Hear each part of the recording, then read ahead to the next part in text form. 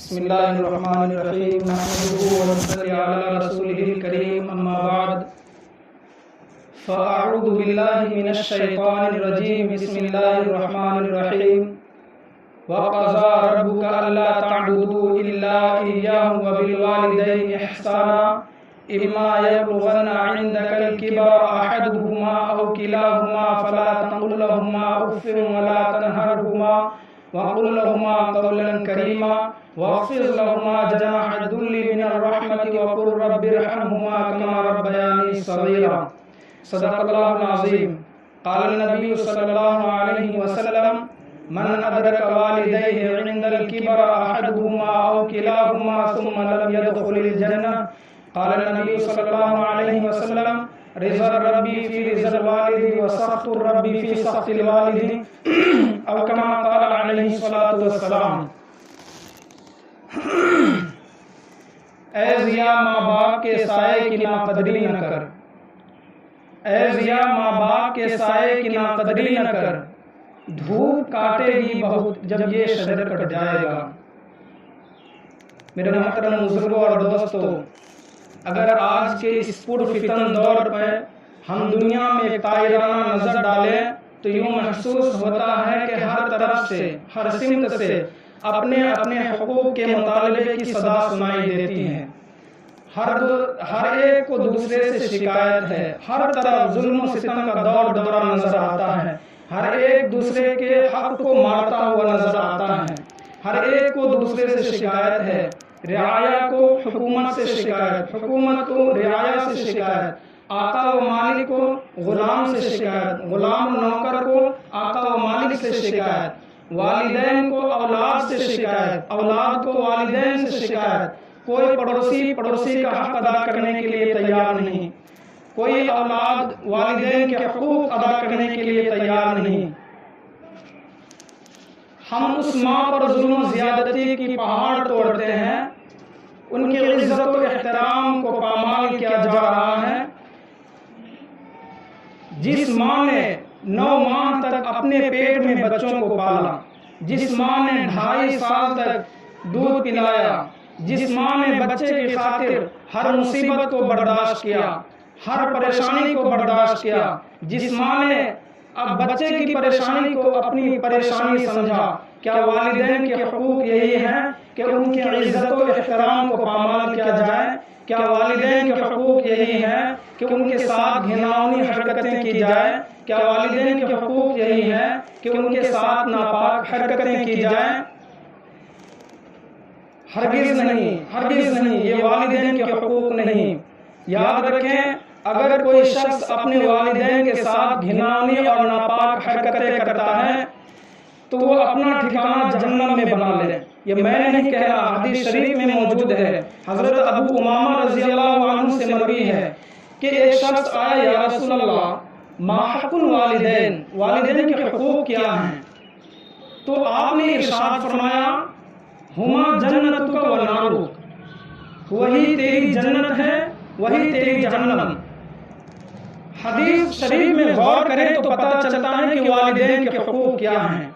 اگر ہم والدین کے ساتھ عزت اور احترام کے ساتھ پیش آتے ہیں، ان کی عزت کرتے ہیں، ان کو عزت دیتے ہیں، ان کو خوش رکھتے ہیں، تو اپنا ٹھکانہ جنت میں بنا لیں. اور اگر ان کے ساتھ گھناؤنی اور ناپاک حرکتیں کر رہے ہیں، ان کو ستا رہے ہیں، پریشان کر رہے ہیں، ان کے ساتھ گالی گلوچ کر رہے ہیں، تو اپنا ٹھکانہ جہنم میں بنا لیں. میرے محترم بزرگوں اور دوستوں، والدین کے ساتھ نافرمانی، ان کے ساتھ گھناؤنی حرکت، ان کی سزا اللہ تبارک و تعالی آخرت میں دیں گے ہی، لیکن اس کی سزا دنیا میں بھی اللہ تبارک و تعالی دیتے ہیں. میں مثال کے طور پر آپ کو ایک واقعہ بتاتا ہوں جو غالباً پاکستان میں پیش آیا کہ ایک نوجوان جب وہ اپنی نوکری سے واپس آیا تو اس کی بیوی نے اس کی ماں کے بارے میں اس سے شکایت کی. تو نوجوان کو بہت غصہ آیا اور وہ غصے کے عالم میں ماں کو مارنے کے لیے گیا تو دیکھتا ہے کہ بیچاری بوڑھی ماں نماز پڑھ رہی ہے. سخت دل نوجوان نے سجدے کی حالت میں ماں کے گردن پہ پیر رکھا اور اس کی روح پرواز کر گئی، اس کی ماں کا انتقال ہو گیا، تو وہ اور اس کا چچا زاد بھائی ماں کو دفن کرنے کے لیے قبر تیار کیا، اور قبر میں دونوں ان کو اتارنے کے لیے اترے۔ چچا زاد بھائی تو صحیح سلامت باہر نکل گیا، لیکن وہ نوجوان جنہوں نے اپنی ماں کے گردن کو دبا کے مار دیا تھا، جیسے ہی نکلنے کی کوشش کرتا ہے قبر اسے فوراً دبوچ لیتی ہے، وہ دہشت زدہ ہو جاتا ہے، چلانے لگتا ہے۔ لوگ ہزار کوششیں کرتے ہیں کہ اسے کسی طرح نکال لیا جائے، لیکن سب کوششیں ناکام ہو جاتی ہیں۔ وقت کے بڑے بڑے علماء، بزرگ، صلحاء، صوفیاء ان کے لیے دعا کرتے ہیں، لیکن کسی کی بھی دعا کارگر ثابت نہ ہوئی۔ آخرکار وہ تڑپ تڑپ کر وہیں پہ مر گیا۔ لوگوں نے مجبوراً اس کے اوپر مٹی ڈال دی۔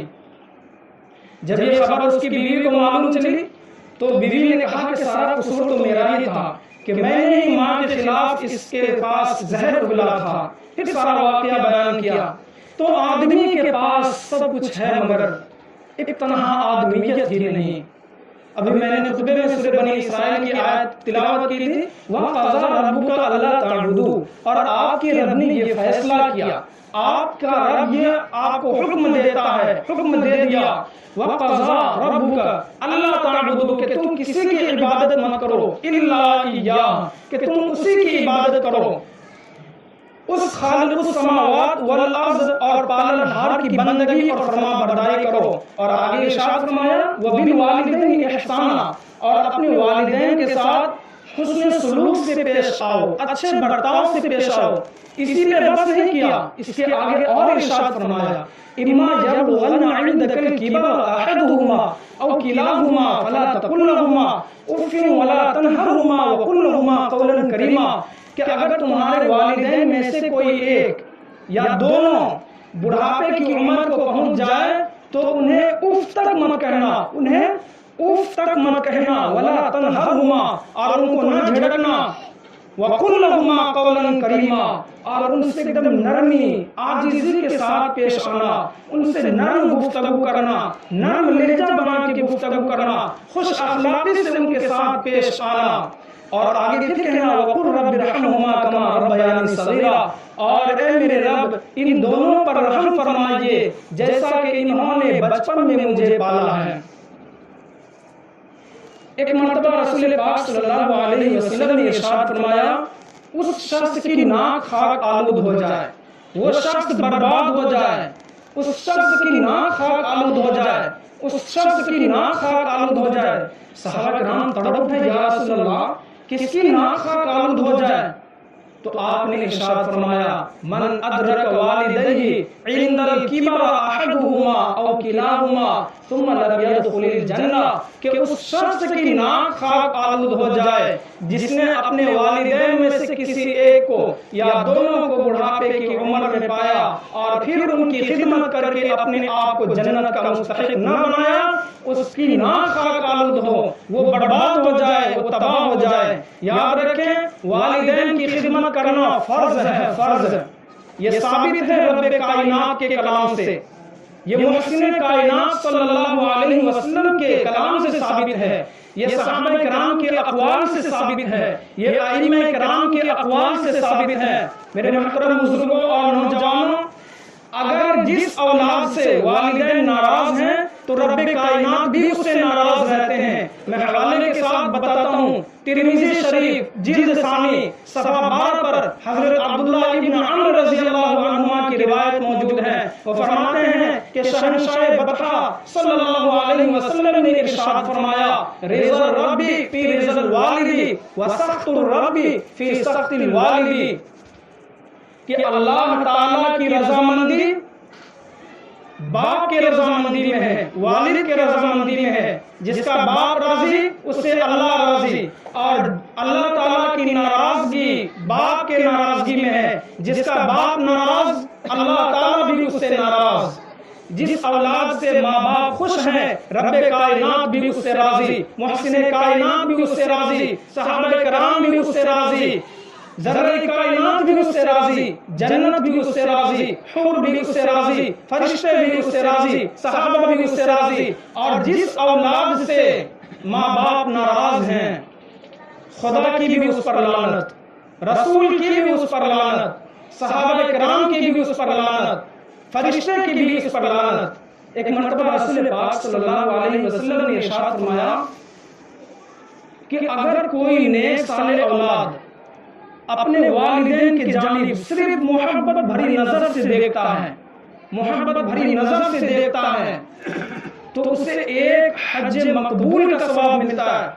मकबूल हज, हज मकबूल का सवाब मिलता है। सहाबा किराम ने अर्ज किया, या रसूल अल्लाह, अगर कोई नेक साले औलाद अपने वालिदैन की जानिब दिन में 100 मरतबा देखे तो क्या उसे 100 हज मकबूल का सवाब मिलेगा? आपने इरशाद फरमाया, नाम अल्लाहु अकबर व अत्यब, हाँ, अल्लाह की अता और बख्शिशें तुम्हारे तसव्वुरात से बढ़कर हैं।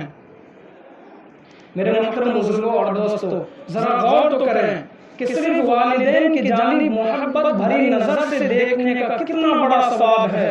तो जो लोग हमा वक्त हर वक्त वालिदैन की खिदमत में लगे रहते हैं, उनको खुश रखते हैं, उनका मकाम व मर्तबा अल्लाह रब्बुल इज्जत के नजदीक कितना बुलंद बाला होगा, कितना ऊंचा होगा। और एक बात मैं आपके गोश गुजार कर देना मुनासिब समझता हूँ कि वालिदैन का, वालिदा का हक बाप के हक के मुकाबले में ज्यादा है। क्यों ना हो? रब्बे कायनात ने जो मकाम माँ को अता किया वो बाप को अता नहीं किया। माँ बच्चों के खातिर हर मुसीबत बर्दाश्त करती है।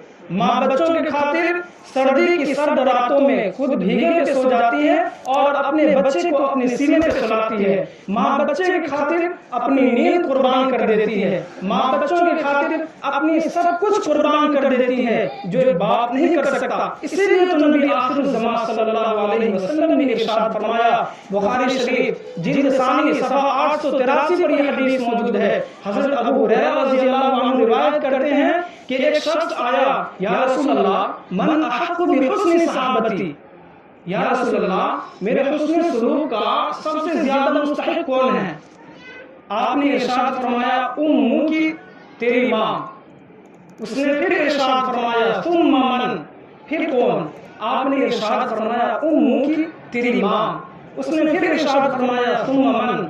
आपने फिर कहा, उम्मु की, तेरी माँ। उससे 3 मरतबा ये सवाल किया और आपने तीनों मरतबा कहा, उम्मु की, तेरी माँ। और जब उसने चौथी मरतबा सवाल किया तो फिर आपने कहा, सुम्मा अबूका, फिर तेरा बाप।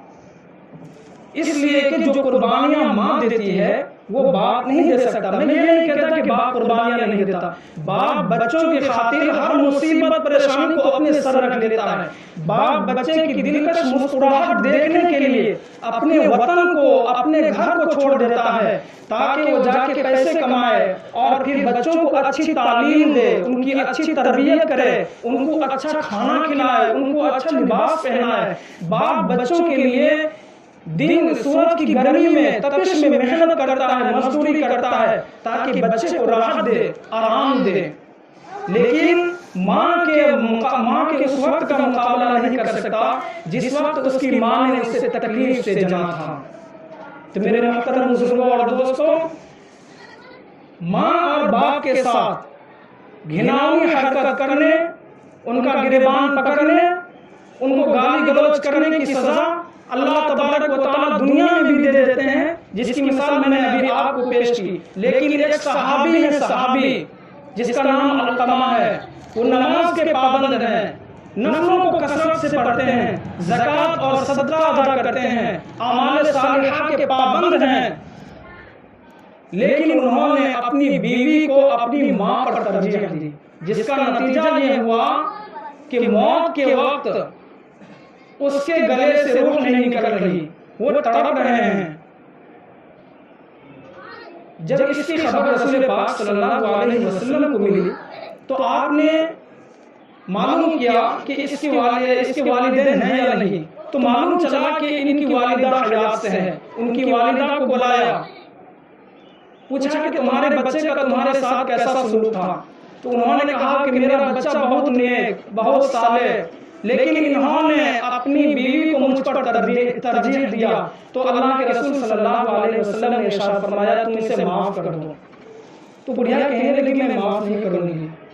تو اللہ کے رسول صلی اللہ علیہ وسلم نے ارشاد فرمایا حضرت بلال کو کہ لکڑیاں جمع کرو اور علقمہ کو زندہ اس میں جلا دو. تو بڑھیا تڑپ گئی. ماں تو آخر ماں ہوتی ہے, تڑپ گئی. یا رسول اللہ میں آپ کو گواہ بناتی ہوں اور سارے لوگوں کو گواہ بناتی ہوں کہ میں نے اپنے بیٹے کو معاف کر دیا. پھر اس کی روح پرواز کر گئی. حضرات ایسے تاریخ واقع کتاب کے اوراق میں اب بھی موجود ہیں. ضرورت اس بات کی ہے کہ ہم ان تاریخوں سے عبرت حاصل کریں. حضرت جبرائیل علیہ السلام اللہ کے نبی صلی اللہ علیہ وسلم کے پاس آئے انسانی شکل میں. یا رسول اللہ قیامت کب آئے گی؟ کہا اللہ کو معلوم. یا اللہ یا رسول اللہ کچھ نشانی بتا دیجئے. تو آپ نے ارشاد فرمایا کہ جب دیکھو کہ اولاد بھی والدین سے نوکر والا سلوک کرے تو سمجھو کہ یہ کائنات پر چوٹ پڑنے والی ہے. یہ نہیں کہا کہ دیکھو جب بت پرستی پھیل جائے, یہ نہیں کہا کہ دیکھو جب زنا پھیل جائے, شراب پھیل جائے, نہیں, بلکہ جب دیکھو کہ اولاد بھی والدین کے گریبان تک پہنچ جائے اور ان سے نوکروں والا بول بولے. اور اولاد, میں نے کتنے لڑکوں سے سنا ہے وہ کہتا ہے اپنا باپ کا گریبان پکڑ کے کہ تو نے میرے لیے آج تک کھڑا کیا ہے. آپ نے بھی سنا ہوگا کہ تو نے میرے لیے آج تک کھڑا کیا ہے. کہ جب اولاد بھی باپ کے گریبان تک پہنچ جائے, جب ماں اپنے نوجوان اولاد سے بات نہ کر سکے تو سمجھ لو کہ اس کائنات کا نظام ٹوٹ گیا.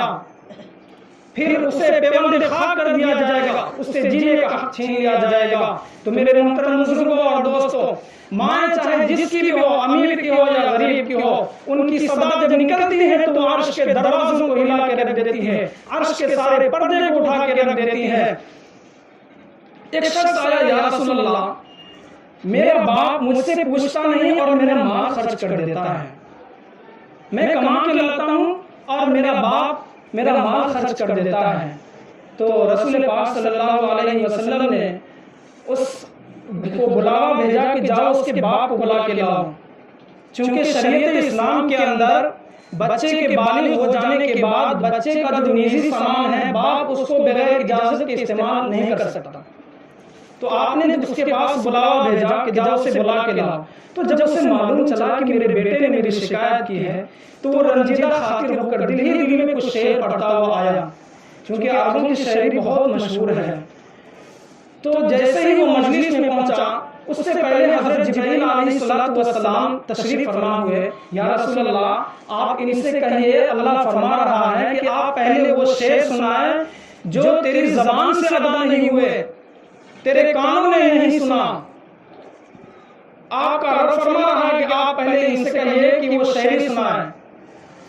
تو رسول پاک صلی اللہ علیہ وسلم نے ارشاد فرمایا بھائی تیرا کیس بعد میں سنا جائے گا, پہلے تو وہ شعر سنا جو تیری زبان سے ادا نہ ہوا, تیرے کانوں نے نہ سنا, تیرے دل کی آہ تھی جو آہ دل میں ہی گھٹ کے رہ گئی. تو وہ کہنے لگا یا رسول اللہ آپ کا رب ہمارے ایمان کو مسلسل تازہ کرتا رہتا ہے, میں پھر بھی گواہی دیتا ہوں اشہد انک رسول اللہ کہ آپ بھی سچے ہیں اور آپ کا رب بھی سچا ہے. یا رسول اللہ بزم تصورات میں خیالات کی دنیا میں چند کلمات آئے تھے اور ہوا کی طرف چلے گئے, میری زبان سے نکلے بھی نہیں تھے اور میرے کانوں نے نہیں سنا تھا. آپ کے رب نے اسے بھی سن لیا. یحکم السر و اخفا, وہ آہستہ بھی سنتا ہے. ان اللہ علیم بذات الصدور, کہ وہ دل کے بھید کو بھی جانتا ہے. تو آپ نے فرمایا اچھا بتاؤ کیا شعر کہا تھا؟ تو وہ کہنے لگا عربی شعر ہے, میں اس کا ترجمہ کر دیتا ہوں کہ میرے بیٹے جس دن سے تو پیدا ہوا اس دن سے ہمارے ارمانوں کا خون ہونے لگا. جو کمایا جس طرح کمایا تیرے لیے کمایا, جو بچایا تیرے لیے بچایا. گرمی سے بچانے کے لیے سردی کے سرد راتوں میں ٹھٹھرتا رہا اور خزاں کے پتوں کی طرح جھڑتا رہا. جو لایا تیرے لیے لایا, جو کمایا تیرے لیے لایا. جب تو روتا تھا ہم سو نہیں سکتے تھے, جب تو کھانا نہیں کھاتا تھا ہم کھا نہیں سکتے تھے. تیری جدائی ہمیں بے قرار کر دیتی تھی, موت کے سائے لہرانے لگتے تھے. حالانکہ موت ایک الگ چیز ہے, بیماری ایک الگ چیز ہے, لیکن ہمیں دھڑکا لگا رہتا تھا کہیں مر نہ جائے, کہیں مر نہ جائے. ہائے آج اولاد کہتی ہیں کہ اللہ ابا جان کو اٹھا لے, امی جان کو اٹھا لے, اور ماں باپ کہتے ہیں کہ ہمارے بھی اس کو لگا دے. آج تک کوئی ایسی اولاد نہیں دیکھی, ہر ماں باپ کا یہی ہے کہ ہمیں چھوڑ جاؤ. تو وہ کہہ رہا ہے کہ بیٹے تیری بیماری مجھے تڑپا دیتی تھی، میں جب کوल्हू کے بیل کی طرح پیستا رہا، چلتا رہا، یہاں تک کہ جوانی نے تیرے اندر امنگیں بھر دی، اور میں خزاں کے پتے کی طرح جھڑتا رہا، اور تجھ پہ بہار آئی، مجھ پہ خزاں آئی، میں پت جھڑ کا شکار ہوا، تو شگوفے اور کلیوں کا منظر بنا، پھر مجھے آس لگی کہ تو سایہ دار ہے اور میری شاخیں ٹوٹ چکی ہے، اب تو پھلدار ہے اور میں بے ثمر ہوں، اب تو میرا آسرا بنے گا، جیسے بچپن میں تو میری انگلیاں پکڑ کے چلا کرتا تھا، اب تو میری انگلی پکڑ کے چلا کرے گا، لیکن پتا نہیں ایک دم تیرے تیور بدلے، تیری آنکھیں بدلی اور وہ ماتھے تک چڑھ گئی، تو ایسے بولتا ہے نا کہ دل پارا پارا ہو جاتا ہے۔ پھر مجھے خیال آیا، میں سوچنے پڑ گیا کہ شاید میں تیرا باپ نہیں ہوں، میں تیرا نوکر ہوں۔ پھر میں نے اپنی 30 سالہ زندگی کو بھلا دیا، نہیں یہ میرا بیٹا نہیں ہے، میں اس کا نوکر ہوں، یہ میرا مالک ہے، مجھے دھوکہ لگا میرے بیٹے، کیونکہ مالک کو ہی تو نوکر ہی کو تو لوگ ڈانٹتے ہیں، تو مجھے بے عزت کر کے رکھ دیتا تھا، نوکر ہی کو تو لوگ بے عزت کر کے رکھ دیتے ہیں، مجھے دھوکہ لگا میرے بیٹے، میں تیرا نوکر، تو میرا مالک، اچھا چلو نوکر کو بھی تو کوئی روٹی دے دیتا ہے، تو مجھے نوکر سمجھ کے ہی کچھ روٹیاں دے دیا کر۔ ہائے، اللہ کے نبی صلی اللہ علیہ وسلم کی آنکھ چشمہ بن چکی تھی اور آنکھ پورے داڑھی مبارک آنسوؤں سے تر ہو چکی تھی، آپ نے اس کے بیٹے کے گریبان کو پکڑا اور زور سے کہا، کمبخت یہاں سے نکل جا، تو اور تیرا مال سب کچھ تیرے باپ کا ہے، انت و مالک لابیک، تو اور تیرا مال سب کچھ تیرے باپ کا ہے۔ آپ نے حضرت عمر رضی اللہ عنہ کو بلایا اور حضرت علی کو بلایا کہ جب تمہاری حکومت ہوگی، خلافت ہوگی، تو ایک شخص آئے گا اویس، تم ان سے دعا کرانا۔ حضرت عمر رضی اللہ عنہ کی حکومت آئی، آپ نے سارے حاجیوں کو کھڑا کر دیا اور کہا یمن والے کھڑے رہو، باقی سب بیٹھ جاؤ۔ پھر آپ نے کہا قرن والے کھڑے رہو، باقی سب بیٹھ جاؤ۔ ایک شخص کھڑا رہا، تو آپ نے کہا، حضرت عمر نے کہا کہ تو قرنی ہے؟ کہا جی قرنی ہوں۔ کہا اویس کو جانتا ہے؟ کہا کہ جی وہ پاگل سا۔ بولے پاگل وہ نہیں، پاگل تو ہے، بتا تو صحیح وہ ہے کہاں؟ تو کہنے لگا کہ اونٹ کو چرانے کے لیے مینا کی طرف گیا ہے۔ تو حضرت عمر اور حضرت علی دوڑے گئے، دیکھے تو حضرت اویس قرنی نماز پڑھ رہے ہیں۔ انہوں نے جب دیکھا کہ کوئی شخص آیا ہوا ہے تو نماز جلدی پڑھنا شروع کر دیا اور سلام پھیرا۔ حضرت عمر نے کہا بھائی تیرا نام کیا ہے؟ انہوں نے کہا آدمی۔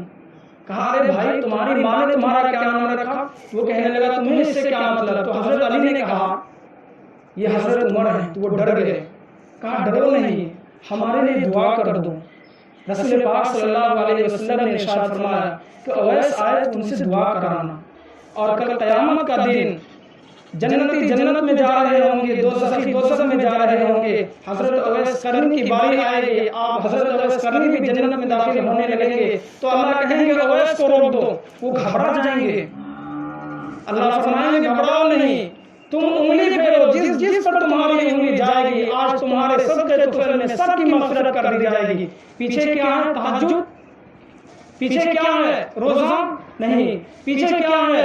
عبادات نہیں۔ کیا ہے پیچھے؟ ماں باپ کی خدمت، ماں باپ کی خدمت، ماں باپ کی خدمت۔ آپ نے فرمایا کاش میرے والدین زندہ ہوتے، میں بھی ان کی خدمت کرتا، تو نہیں تو کم سے کم میری ماں زندہ ہوتی اور میں عشاء کی نماز کے لیے مصلی پہ کھڑا ہوتا اور میں سورہ فاتحہ پڑھنا شروع کر دیا ہوتا، الحمدللہ رب العالمین، اور میری ماں کہتی محمد فرض نماز، عشاء فرض نماز، اور میری ماں کہتی محمد، تو میں نماز توڑ کے کہتا جی ماں جان حاضر ہوں۔ تو میرے بھائیوں اور بزرگوں، جس کی ماں ہے، جس کے باپ ہیں، وہ ان کی قدر کر رہے ہیں، ان کی خدمت کر رہے ہیں، اور جن کے نہیں ہیں وہ ان کے نام سے صدقہ کرے، خیرات کرے، ان کے نام سے قرآن پاک پڑھے، ان کو ثواب پہنچائے، ان کے نام سے نفل پڑھیں۔ اللہ تبارک و تعالی ہم تمام حضرات کو اپنے والدین کے ساتھ حسن سلوک کے ساتھ پیش آنے کی توفیق عطا فرمائے، آمین۔ اے ضیا ماں باپ کے سائے کی ناقدری نہ کر، اے ضیا ماں باپ کے سائے کی ناقدری نہ کر، دھوپ کاٹے گی بہت جب یہ شجر کٹ جائے گا۔ وآخر دعوانا الحمدللہ رب العالمین۔ جو حضرات سنت نہیں پڑھے مسلم پڑھے.